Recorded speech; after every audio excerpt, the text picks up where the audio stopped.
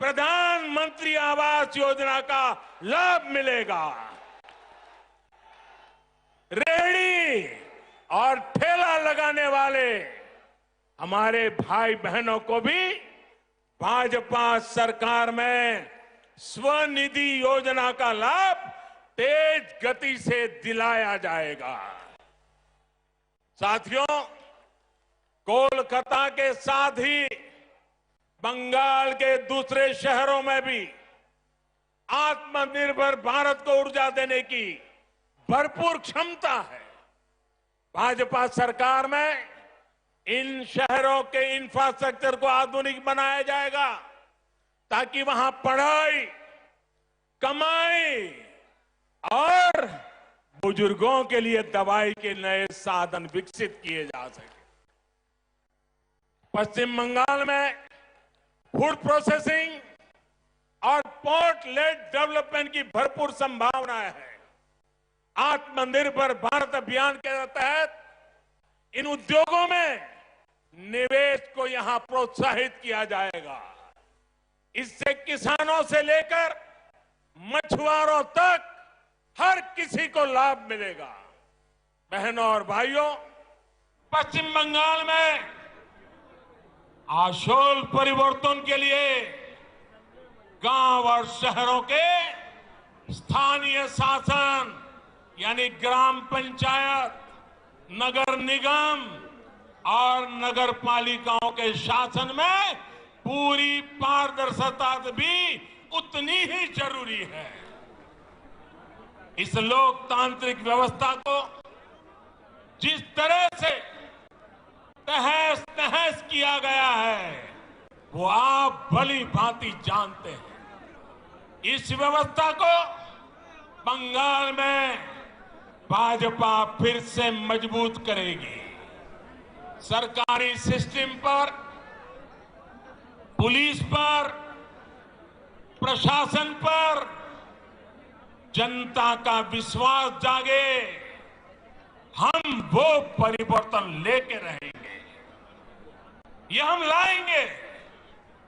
भाजपा सरकार में एग्जाम से लेकर के ट्रेनिंग और रिक्रूटमेंट तक एक पारदर्शी व्यवस्था फिर से खड़ी होगी।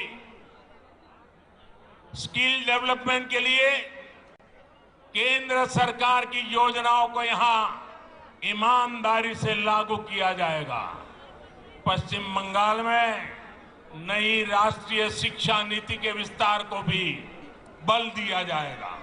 इंजीनियरिंग, डॉक्टर, टेक्नोलॉजी ऐसे विषयों की पढ़ाई बांग्ला भाषा में भी हो, इस पर भी जोर दिया जाएगा।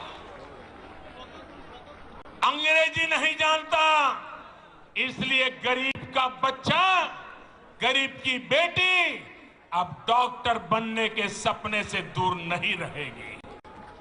गरीब का बच्चा, गरीब की बेटी भी वो डॉक्टर बन पाए, वो इंजीनियर बन पाए। झुग्गी झोपड़ी में पढ़ाई करके निकला हुआ बच्चा भी बंगाल का नाम रोशन करे, ये व्यवस्था हम बनाना चाहते हैं। साथियों, हमारा लक्ष्य सिर्फ पश्चिम बंगाल में सत्ता का परिवर्तन करना नहीं है,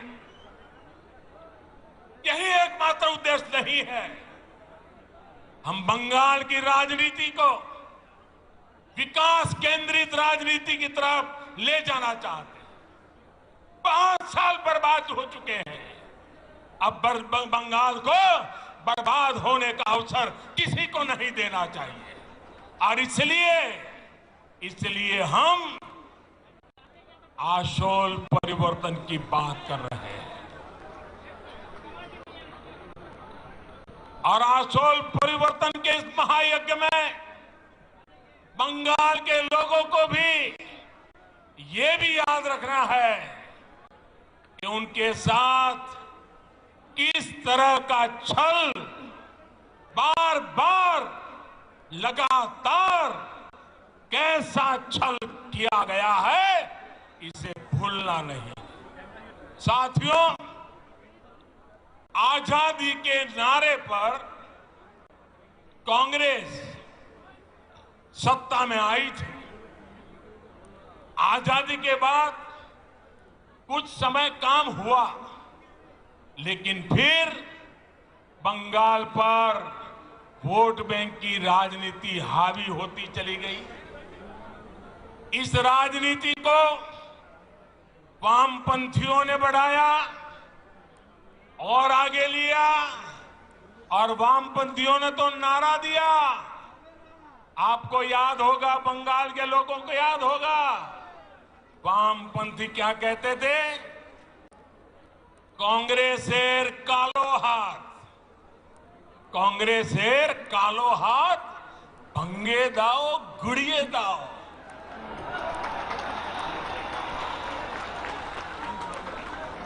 ऐसे ही नारों के दम पर वामपंथी सत्ता में आए, लगभग 3 दशक तक सत्ता संभाली। मैं जरा पूछना चाहता हूं, आज उस काले हाथ का क्या हुआ रे? ये काला हाथ कैसे गोरा हो गया रे? जिस हाथ को वामपंथी तब काला समझते थे, वो आज सफेद कैसे हो गया? जिस हाथ को तोड़ने की बात करते थे, आज उसी का आशीर्वाद लेकर वो चल रहे हैं। साथियों, वामपंथियों के विरुद्ध ममता दीदी ने परिवर्तन का नारा दिया था। पश्चिम बंगाल से मां, माटी, मानुष के लिए काम करने का वादा किया था। आप मुझे बताइए, पिछले 10 साल से यहां की टीएमसी सरकार ने क्या सामान्य परवाह देश की, सोमवार से शुक्रवार रात 10 बजे TV9 भारतवर्ष पर।